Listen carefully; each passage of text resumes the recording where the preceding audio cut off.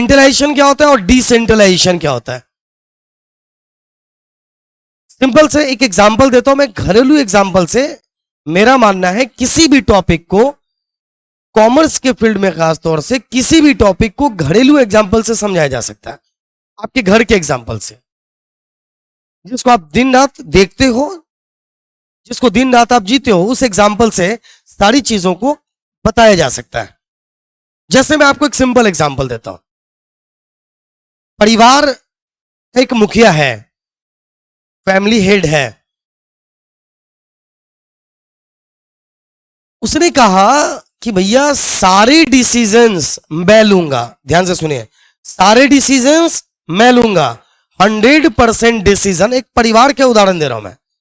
Centralisation नाम से clear है, सेंटर से बनता है सेंट्रलाइजेशन।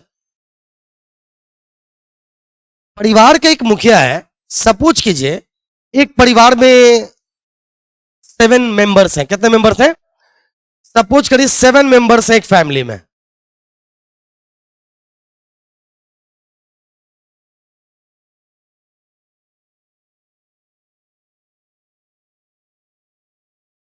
परिवार का एक मुखिया है और उसके अंडर में कितने लोग हैं?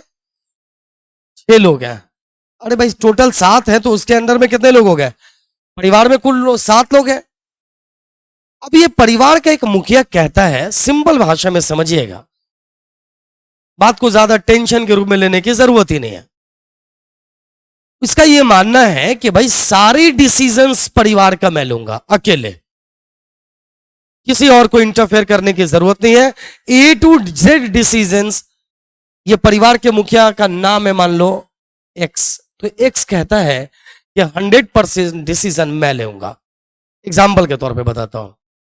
वो कहता है घर में, मतलब कौन से बच्चा कौन से स्कूल में पढ़ेगा, कहां ट्यूशन पढ़ेगा, मतलब पढ़ाई से रिलेटेड सारे डिसीजन बोलता है X कि मैं ले लूंगा। कहां घर खरीदना है, कहां इन्वेस्ट करना है ना, कौन सी कार खरीदनी है, ये सारे, ये X कहता है ये डिसीजन भी मैं ही लूंगा।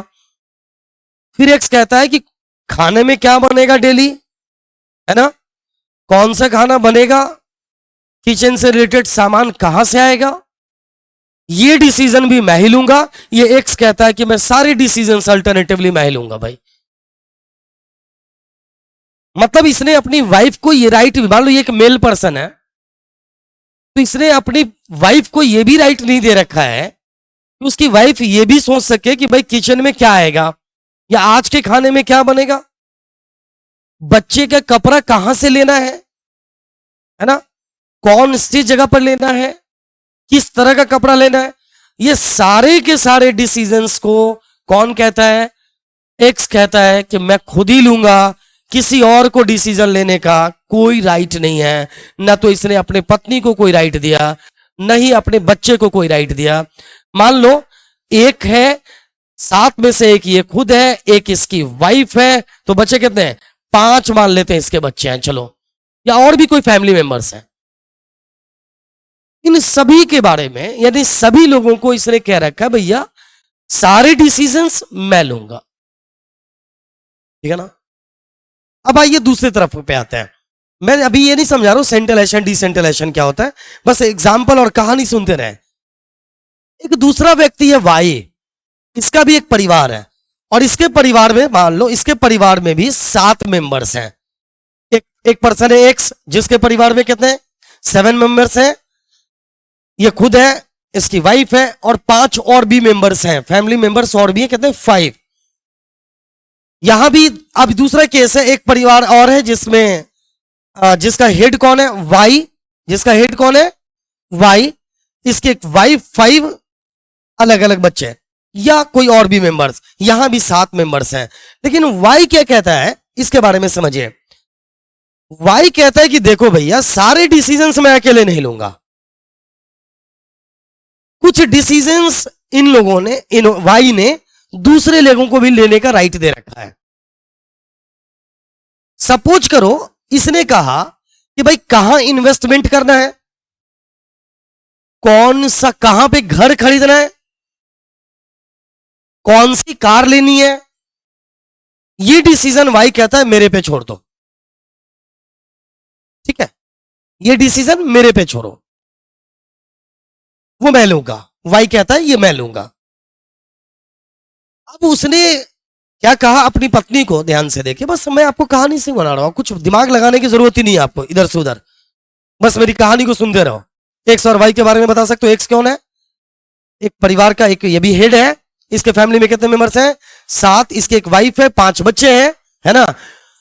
और ये कहता है कि भाई सारे डिसीजंस मैं ही लूंगा, किसी और को कोई डिसीजन लेने की जरूरत नहीं है।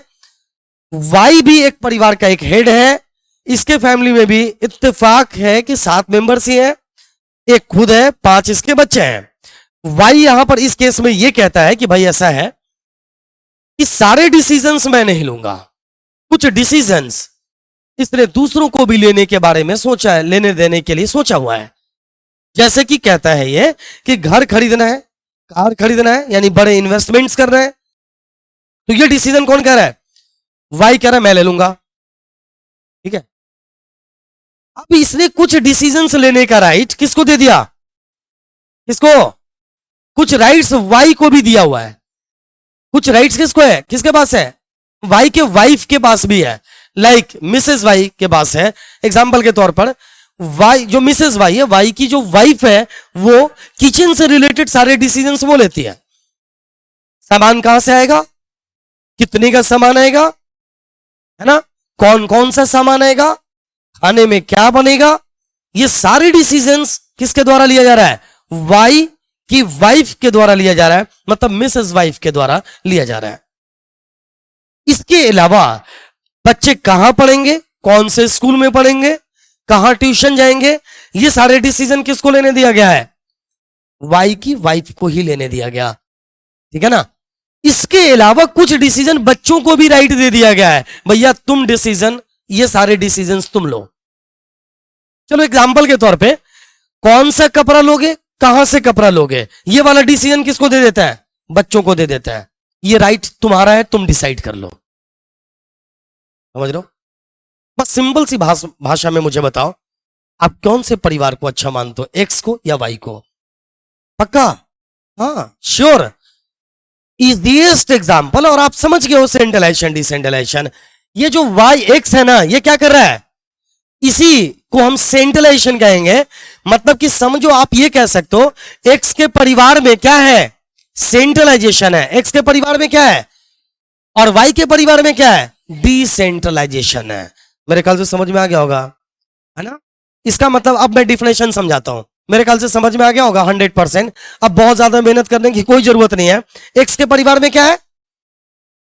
सेंट्रलाइजेशन। वाई के परिवार में क्या है? डिसेंट्रलाइजेशन है। बहुत ही आसानी से आप इसको समझ चुके हो। आप देखो यहां पर वही चीज मैंने लिखा हुआ है। सेंट्रलाइजेशन में क्या होता है? Decision by top level only. Top पे कौन है? अब मैं थोड़ा लेवल बांट देता हूं। एक्स या वाई कौन से लेवल पे है? चलो इस परिवार में एक्स कौन से लेवल पे है? Top level. उसकी वाइफ कौन से लेवल पे है? Middle level. अब देखो, ये वाइफ हस्बैंड का रिलेशन का मामला ये नहीं है कि पति ऑलवेज टॉप लेवल, पत्नी always middle level. It can not be said. मैं एग्जांपल के तौर पे बता रहा हूं बस। पति जो वाई एक्स है इस केस में, वो कौन से लेवल पे है? उसकी वाइफ मिसेस एक्स कौन से लेवल पे है? Middle level. बच्चे लोअर लेवल। अच्छा, उसके घर में अगर कोई सर्वेंट है तो वो प्लेटफॉर्म है। उसको डिसीजन लेने का राइट नहीं दिया गया है। समझ रहे हो ना? उसको सिर्फ आज्ञा का पालन करना है, उसको कोई राइट नहीं दिया। उसको कहा गया ये वाली सब्जी लेके आना, मतलब वही लेकर आना। उसको ये राइट नहीं है कि तुम इसमें से कुछ और भी चेंज कर सकते हो अपने लेवल पे, नेवर। बच्चे ने कहा मेरा ये वाला कपड़ा लेके आना, मतलब वही लेकर आना है उसको। वो अपनी तरफ से नहीं सोच सकता कि ये वाला कलर सोचा हमने ले लूं, नहीं। वो प्लेटफॉर्म लेवल है, ठीक है ना। होता क्या है, सेंट्रलाइजेशन अगर है, देखिए सेंट्रलाइजेशन है तो सारे डिसीजंस कौन? Top level. कौन सा लेवल? Top level. लेकिन अगर डिसेंट्रलाइजेशन है तो डिसीजंस बाय ऑल लेवल्स। क्योंकि आप जानते हैं मैनेजमेंट के 3 लेवल्स होते हैं। कौन कौन level? Top level, middle level and lower level. उसके नीचे क्या होता है? प्लेटफॉर्म। तो क्या डिसेंट्रलाइजेशन में प्लेटफॉर्म भी डिसीजन लेगा क्या? नहीं, यहां पर है all levels of management only. Platform, level, platform को लेवल की श्रेणी में रखते ही नहीं है और उसको डिसीजन लेने का कोई राइट हमने दिया ही नहीं है। मेरे ख्याल से समझ में आया? क्या समझ में आया? सेंट्रलाइजेशन में डिसीजन कौन लेगा? ओनली टॉप लेवल, और डिसेंट्रलाइजेशन में डिसीजंस ऑल लेवल्स। अपने अपने लेवल पे सबको डिसीजन लेने का राइट दे दिया गया है। समझ रहे हो? इनका अपने राइट्स हैं ये। लेकिन एक बात और समझिए, टॉप लेवल निगरानी करेगा किस पर? Middle level. मिडिल लेवल निगरानी किस पे करेगा? Lower level. अब इसका ये मतलब नहीं है कि अगर आपको राइट मिल गया है तो आप टॉप लेवल के बियॉन्ड जाकर काम कर सकते हो। जी नहीं, आपको निगरानी, तो आप निगरानी में रहोगे किसके? टॉप लेवल के ही। अगर आप टॉप लेवल हो तो आपकी निगरानी में नीचे वाले लेवल रहेंगे, आपको उन पर अधिकार रहेगा, लेकिन वो अधिकार जो उनको कुछ ऑटोमेटिकली दे दिया गया है, ये पहले से ही ऑर्गेनाइजेशन में सेटेड अधिकार है। एक परिवार में पहले से तय है कि ये अधिकार इनका रहेगा। क्लियर? लेकिन जब सारे अधिकार कौन ले? ओनली टॉप लेवल, तो उसको क्या बोलोगे आप? सेंट्रलाइजेशन। अगर सभी ले लें तो डिसेंट्रलाइजेशन। अब मैं दूसरी बात, एक बात मैं आपसे जानना चाहूंगा, एक बात बताओ, परेशान कौन ज्यादा रहेगा, एक्स या वाई? एक्स ज्यादा परेशान रहेगा यार, सारे डिसीजन इसको लेने हैं। अब मान लो एक्स ऑफिस में है और इसकी हाउस वाइफ है, मिसेस एक्स हाउस वाइफ है। इसने फोन किया कि हेलो आज खाने में क्या बनेगा, क्योंकि सारे डिसीजन उसको लेना है ना। सिंपल भाषा में मैं आपको समझा रहा हूं। फिर खाने में क्या बनेगा ये तो हो गई। अच्छा, खाना मतलब कपड़ा कहां से खरीदा जाए, ये कौन पूछेगा? बच्चा। कपड़ा वाला राइट बच्चे को दे दिया था ना। अरे बोलो, तो कपड़ा कहां से खरीदा जाए ये बताओ। अब बच्चे पूछ रहे पापा कहां से खरीदूं कपड़ा। अब गौर करो, वर्कलोड किसका बढ़ जाएगा? किसका? अननेसेसरी तानाशाही के चक्कर में, तानाशाही बोलते हैं इसको, सारे डिसीजंस में ही लूंगा के चक्कर में एक नुकसान ये होगा कि 100% इसका वर्कलोड क्या हो जाएगा? बढ़ जाएगा। ये मेन काम को कम करेगा, छोटी छोटी बातों पे उलझा रहेगा। यानी अगर घर में झाड़ू की भी जरूरत है ना, तो ये पूछा जाएगा कौन सा वाले झाड़ू लूं, 100 वाला, 90 वाला, 80 वाला। ये निश्चित तौर पर इसके लिए कहीं ना कहीं खराबी का विषय हो जाएगा और इसका वर्कलोड बढ़ जाएगा। और बताओ वर्कलोड किसमें कम हो जाएगा? किसमें? वाई फैमिली, मतलब किसमें? डिसेंट्रलाइजेशन में। किसमें बोलो? तो यहां पर वर्कलोड कमेगा टॉप लेवल का। किसमें? डिसेंट्रलाइजेशन में। वर्कलोड बढ़ जाएगा कहां पर? सेंट्रलाइजेशन में। मेरे ख्याल से समझ में आ गई बात। नेक्स्ट पॉइंट पर आइए, मोटिवेशन किसमें ज्यादा होगा बाकी लेवल्स का? मोटिवेशन। अच्छा, खुशी किसमें ज्यादा मिलेगी? कौन सा, ऐसा समझो, कौन से परिवार के सदस्य ज्यादा खुश नजर आएंगे? Decentralisation, centralisation? डिसेंट्रलाइजेशन। कुल मिलाकर चूंकि यहां पर हर किसी को एक राइट दे दिया गया ना, अपने डिसीजन पे आप राइट, अपने लेवल पे आप आपके डिसीजंस लेने का आपको राइट है। हर किसी को अंदर से खुशी मिलेगी, ये मोटिवेटेड रहेंगे और परिवार में ईमानदार बने रहेंगे। इस परिवार के बाकी सदस्य ना ऑलवेज टेंशन में रहेंगे, इनको बहुत ज्यादा लगाव इनसे नहीं हो पाएगा और कई बार परिवार बिगड़ता है इन्हीं सब वजहों से, है ना। मैक्सिमम फैमिली, मैं आपको पारिवारिक उदाहरण दूं तो बहुत सारी चीजें सिर्फ इसलिए, बहुत सारे फैमिली या उनके फैमिली मेंबर्स बहुत ज्यादा कई बार झगड़ालू हो जाते हैं, आपसे संबंध सही नहीं हो पाता और कहीं ना कहीं एक पिता बच्चों के लिए सब कुछ करने के बावजूद भी उसके बच्चे खुश कई बार नहीं रहते हैं, वो बिगड़ जाते हैं। उसका रीजन है कि वो ऑलवेज सेंट्रलाइजेशन चाहते हैं। डिसेंट्रलाइजेशन बहुत जरूरी है। तो किसी बिजनेस ऑर्गेनाइजेशन को अगर आप बिजनेस, अब चूंकि हम लोग बिजनेस मैनेजमेंट में ये टॉपिक पढ़ रहे हैं, तो आप बताइए किसी बिजनेस ऑर्गेनाइजेशन को अगर आप सफल बनाना चाहते हैं तो आप क्या चाहोगे, सेंट्रलाइजेशन या डिसेंट्रलाइजेशन? मतलब कि सेंट्रलाइजेशन की अपेक्षा डिसेंट्रलाइजेशन ज्यादा पॉपुलर है पूरी दुनिया में। इसके बहुत सारे फायदे आपने देखे। क्या देखा आपने? एक तो सारे डिसीजंस जब आप ही लोगे, नुकसान पहले बता दूं, तो निश्चित तौर पर आपका वर्कलोड बढ़ेगा और आपके जो मेंबर्स हैं, बाकी जो ऑर्गेनाइजेशन के लोग हैं, वो उनका मोटिवेशन नहीं हो पाएगा, वो ज्यादा खुश नहीं रह पाएंगे। उनको अपने लेवल पे डिसीजन लेने के बारे में जब राइट ही नहीं है ना, तो उनके अंदर कुछ क्रिएट भी हो रहा है ना, उनकी क्रिएटिविटी खत्म हो जाएगी। कुछ बेहतरीन करने के बारे में वो सोचेंगे भी नहीं, क्योंकि उनको पता है कि डिसीजन तो भैया टॉप लेवल को ही लेना है। ये इसका नुकसान है। फायदा सेंट्रलाइजेशन का, डिसेंट्रलाइजेशन का क्या है कि जब डिसीजन सारे ही लेवल्स को लेने को दिया जाएगा तो फायदा क्या होगा कि वर्कलोड कम हो जाएगा टॉप लेवल का, है ना। टॉप लेवल का वर्कलोड कम होगा, उसी तरह से मिडिल लेवल का, उसी तरह से लोअर लेवल का।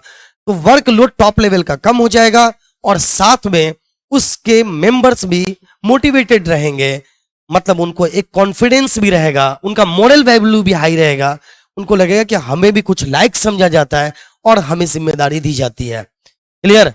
अगर मैं आपको कहूं, एक लास्ट एग्जांपल दूं, मैं अगर आपको कहता हूं, सुनो ध्यान से सुनो, मोटिवेशन किसको कहता है। मैं आपको कहता हूं एक काम करो, सब्जी लेकर आओ, सब्जी वहां से लेना, वहां से इतने रुपए केजी देगा वही लेकर आना, इस कलर का लेना, मैं सारी चीजें आपको ये कंडीशन डालकर भेजता हूं। और ये देखो दूसरा ऑप्शन मैं देता हूं, सुनो ना, आप सब्जी लेकर आओ, अपने लेवल पे देखना बेहतरीन सब्जी जहां मिलती है लेकर आओ, इसमें तुम्हें ज्यादा खुशी कहां मिलेगी, पहले वाले ऑप्शन में या दूसरे में? क्योंकि तुम्हें मैंने ऑथोरिटी दिया है कि अपने लेवल पे डिसीजन ले लो। अब आइए मैं इसके कुछ दोष बताता हूं इसी एग्जाम्पल के साथ। जब मैं आपको कई बार अपने लेवल पे डिसीजन लेने के बारे में बताता हूं ना, तो हो सकता है आप क्या कर दो कि बिल्कुल करीब से जहां भी सब्जी मिल गई, जैसी मिल गई लेकर आ गए, ये भी तो पॉसिबल है ना। तो ये इसके कई बार डिसेंट्रलाइजेशन के दोष भी होते हैं। क्लियर। कि जब आपको राइट दे दिया हमने तो आपने इसका गलत फायदा उठाने लग गए आप, तो इसी को कंट्रोल करने के लिए उसके टॉप लेवल नजर भी बना के रखता है। अल्टरनेटिवली एक आग दोष को हम ज्यादा प्रायोरिटी ना देकर, सिंपल सी बात है, हम क्या समझेंगे, सेंट्रलाइजेशन और डिसेंट्रलाइजेशन में अगर कंपैरेटिव स्टडी करें तो बेहतर क्या है, डिसेंट्रलाइजेशन। मेरे ख्याल से आप सभी बच्चों को 100% एग्जाम्पल के साथ चीजें समझ में आ गई होंगी। किसी को भी समझा सकते हैं लाइफ टाइम। चलिए वेरी गुड। अब मैं इसका एक डिफरेंस जब तक मैं बता ना दूं, किससे किससे, यहां पे देखो मैंने वही लिखा हुआ है। अगर मैं इसका डिफरेंस, एक चीज और मैं बता दूं, अब मैं इन सारी बातों को डिफिनेशन में लिख देता हूं, मान लो यहां पे टाइप कर देता हूं, सारे डिफिनेशंस को मैं टाइप करवा के डलवा दूं यहां पे, और मैं उसको इंग्लिश में लाइन बाय लाइन पढ़ूं, समझ में आता है? मेरे ख्याल से वो वे सही नहीं है बच्चों को पढ़ाने का। आप उसको चाबी उसके ही हाथ में दे दो, है ना, और ताला खोलना सिखा दो, वो अपने आप समझ लेंगे यार। क्लियर। तो मेन बात है, कंटेंट यहां पे डालकर मैं लाइन बाय लाइन पढ़ूं, उससे अच्छा है कि आप चीजें समझ लो। अब इसको याद नहीं भी रखोगे, मैं स्लाइड हटा भी दूं ना, यहां से साइड कर देता हूं मैं इस स्लाइड को, देखो सभी स्टूडेंट बोलेंगे। अब चलिए बताइए, सेंट्रलाइजेशन में डिसीजन कौन लेता है? Only top level. और डिसेंट्रलाइजेशन में, याद हो गया? तो आप इसको लिखना है तो ऐसे लिखोगे ना, हिंदी या इंग्लिश। अगर आप इंग्लिश मीडियम में स्टूडेंट्स हो तो क्या लिखोगे? In centralisation all decisions are taken by top level only. Hindi में क्या लिखोगे? सेंट्रलाइजेशन मतलब केंद्रीकरण में सारे निर्णय टॉप लेवल मैनेजमेंट के द्वारा लिया जाता है। अपने आप लिख लोगे क्या? अब वर्कलोड किस में ज्यादा रहता है और कम किस में रहता है? अब इसको एक्सप्लेन तो कर ही सकते हो ना, चूंकि सारे डिसीजंस टॉप लेवल के द्वारा ही लिया जाना है, इसलिए इसका वर्कलोड बढ़ जाता है, क्योंकि कोई डिसीजन कोई और लेना नहीं है, सारी चीजों पर इसे ही ध्यान लगाना है, इसके लिए वर्कलोड बढ़ जाता है। फिर लास्ट में मोटिवेशन, आप क्या लिखोगे? क्योंकि सारे डिसीजंस अकेले कौन लेता है? टॉप लेवल, इसलिए ऐसे ऑर्गेनाइजेशन के मेंबर्स यानी दूसरे इंप्लॉइज के बीच ये इनको मोटिवेशन नहीं हो पाता इनका, क्योंकि डिसीजन इनको लेने का राइट है ही नहीं। लिख लोगे क्या? अपनी भाषा में लिख लोगे, जो एग्जाम में इस भाषा में लिखते हैं टॉप वही आता है। अगर बुक के लैंग्वेज को इसको रटोगे लाइन बाय लाइन, इसका कोई फायदा नहीं होता है। इसलिए मेरा मानना है टॉपिक लिखो पॉइंट वाइज, है ना, सिर्फ पॉइंट पे दर्शाया जाए बातों को, और बच्चों को उससे पीछे की कहानी बता दी जाए, समझ तो सभी लेते हैं। और मेरा मानना है कि दुनिया में कोई भी ऐसा कोई पढ़ाई नहीं है, कोई भी ऐसा टॉपिक नहीं है जिसको समझाया जाए और बच्चे को समझ में ही ना आए। वो डिपेंड करता है कि इसको किस वे में बच्चे के सामने रखा गया है। और इस टॉपिक के बाद मुझे विश्वास यह है कि आपको 100% इस तरह से यह समझ में आ गया होगा कि आप किसी को भी अब भविष्य में समझा सकता है। अब आइए, लेकिन एक छोटा सा कंफ्यूजन है।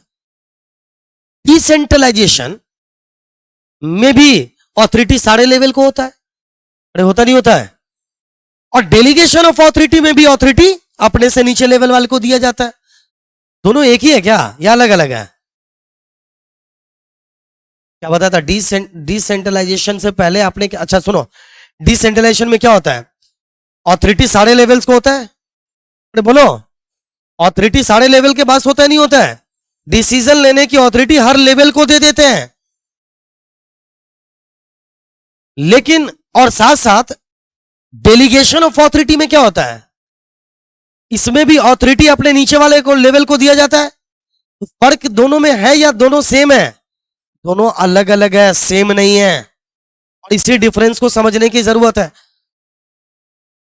Centralisation, decentralisation and delegation of authority, तीनों को एक साथ जब तक नहीं लाया जाएगा बच्चे समझ नहीं पाते हैं। तो सेंट्रलाइजेशन, डिसेंट्रलाइजेशन, सेंट्रलाइजेशन तो बिल्कुल अलग चीज है, सारे एक ही ले रहा है। कंफ्यूजन मेन होता है डिसेंट्रलाइजेशन और डेलीगेशन ऑफ ऑथोरिटी में। देखो सेंट्रलाइजेशन में, डिसेंट्रलाइजेशन में क्या होता है ना, डिसेंट्रलाइजेशन में मेंबर्स को यानी कंपनी के एम्प्लॉइज को या दूसरे लोगों को उसको अपनी राइट मिलते हैं। नहीं समझे? उसको पहले से ऑर्गेनाइजेशन में राइट ही मिला हुआ है, ये कोई और उसको नहीं दे रहा है, ये ऑर्गेनाइजेशन में पहले से डिसाइड है कि ये राइट आपके ही होंगे। बात समझ रहे हो? जैसे देखो एग्जाम्पल के तौर पर एक बैंक है, उस बैंक में मैनेजर को कुछ राइट्स पहले से बता दिए गए, हेड ऑफिस ने कहा ये राइट तुम्हारा रहेगा, पीओ को कह दिया गया ये राइट तुम्हारा है, क्लर्क को कह दिया गया ये राइट तुम्हारा है। हेड ऑफिस ने डिसाइड करके दिया हुआ है ये राइट तुम्हारा, इसको क्या बोलेंगे? डिसेंट्रलाइजेशन। क्या बोलेंगे? पहले से राइट तय है, ये राइट आपका आपका आपका। ध्यान से समझते रहिए, इसको क्या बोलेंगे हम? लेकिन निगरानी तो टॉप लेवल की रहेगी ना, मैनेजर अल्टरनेटिवली सब पे ध्यान रखेगा, लेकिन पहले से इसको ऑटोमेटिकली एक राइट दिया गया इसके हैंड में, इसको क्या बोलेंगे हम? डिसेंट्रलाइजेशन। इसको अपना ही अधिकार मिला, डिसेंट्रलाइजेशन में उसको खुद का अधिकार मिला है, किसी ने नहीं दिया है। लेकिन अगर एक बात बताएं, जो राइट बैंक मैनेजर को मिला था हेड ऑफिस की तरफ से, जो राइट किसको मिला था? मिला किसको था? बैंक मैनेजर को। जो राइट, वो बैंक मैनेजर अपनी राइट को किसको दे दिया? पीओ को दे दिया। तो इसे क्या बोलेंगे? डेलीगेशन ऑफ ऑथोरिटी बोलेंगे। ये राइट एक्चुअल में था किसका?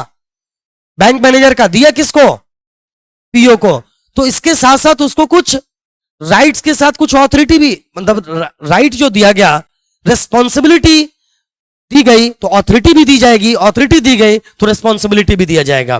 तो गौर कीजिए, जब ऑथोरिटी दे दिया गया, ऑथोरिटी किसने दिया? मैनेजर ने। किसको था? किसका ये ऑथोरिटी? मैनेजर का। दे दिया किसको? पीओ को। इसलिए इसको बोलेंगे डेलीगेशन ऑफ ऑथोरिटी। इसमें भी पीओ खुश हो जाएगा, उसका मोटिवेशन होगा, उसका मोरल वैल्यू हाई होगा, उसको लगेगा कि यार मुझे इस लायक समझा जाता है। एक एसपी अपना काम कुछ डीएसपी को दे दे तो डीएसपी खुशी हो जाएगा ना।